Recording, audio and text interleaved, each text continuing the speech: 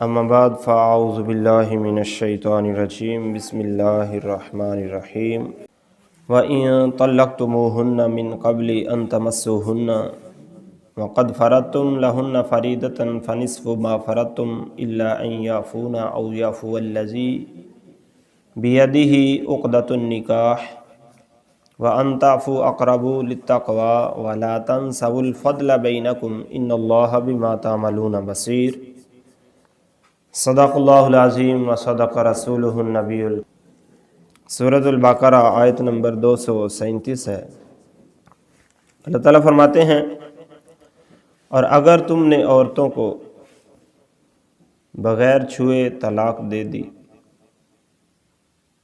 اور ان کے لیے کچھ مہر مقرر کر چکے تھے تو جتنا مقرر کیا تھا اس کا آدھا واجب ہے، مگر یہ کہ عورتیں کچھ چھوڑ دیں۔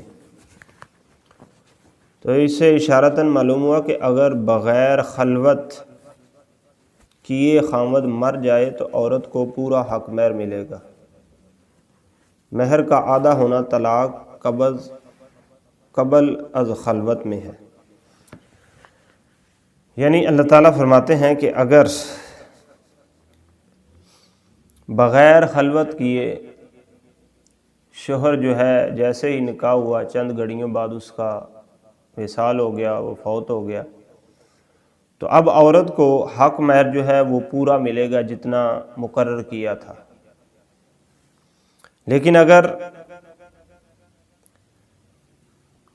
نکاح کے فوراً بعد ہی طلاق ہو گئی تو پھر اس کو آدھا مہر جو ہے وہ دیا جائے گا۔ اگر نکاح کے فوراً بعد شوہر فوت ہو گیا تو پورا مہر ہے، اور اگر نکاح کے فوراً بعد طلاق ہو گئی تو پھر آدھا مہر ہے۔ اور آگے اللہ تعالیٰ نے فرمایا کہ مگر یہ کہ عورتیں کچھ چھوڑ دیں، یعنی عورت کی معافی یہ ہے کہ نصف سے بھی کم کر کے وصول کرے، باقی جو ہے وہ معاف کر دے۔ یعنی یہ عورت کو حق ہے، اور یہ تو اس کو اختیار ہے کہ وہ چاہے تو سارا ہی معاف کر دے، چاہے تو آدھا معاف کر دے۔ یہ اس پر ہے کہ وہ معاف کر دے، یا نصف سے بھی کم لے یا نصف سے زیادہ لے، یہ اس کے اختیار میں ہے۔ آگے فرمائے یا وہ زیادہ دے جس کے ہاتھ میں نکاح کی گرہ ہے، یعنی مرد جو ہے، کیونکہ نکاح کی گرہ جو ہے یہ مرد کے ہاتھ میں ہے، اور طلاق جو ہے یہ بھی مرد کے ہاتھ میں ہے۔ جب تک مرد طلاق نہیں دے گا تب تک کسی بھی عورت کو طلاق نہیں ہوگی۔ تو معلوم ہوا کہ نکاح کی گرہ مرد کے ہاتھ میں رکھی گئی ہے، اور طلاق کا بھی اسی کو حق دیا ہے، عورت کو نہیں، نہ ہی خلا میں اور نہ بغیر خلا کے۔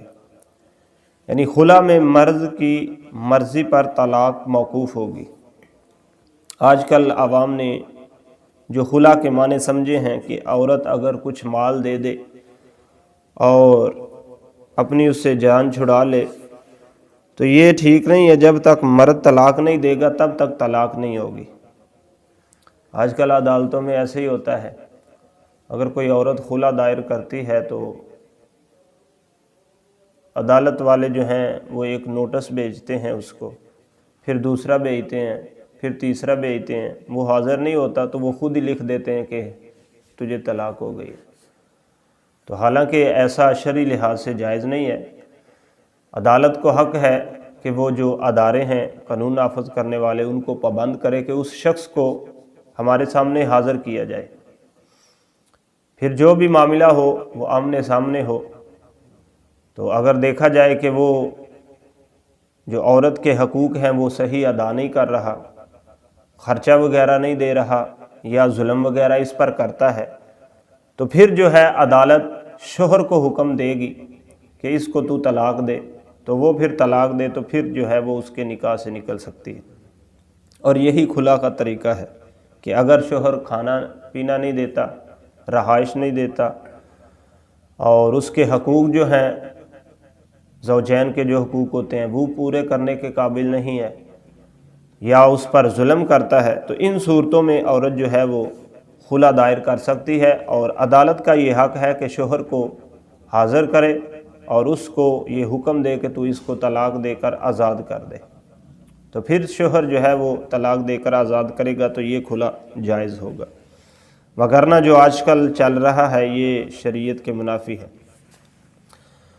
آگے فرمایا، اور اے مردو تمہارا زیادہ دینا پرہیزگاری سے زیادہ نزدیک تر ہے، یعنی طلاق کی صورت میں عورت کو تم زیادہ دینے کی کوشش کرو، اس سے معاف کرانے کی کوشش نہ کرو کہ تم حاکم ہو۔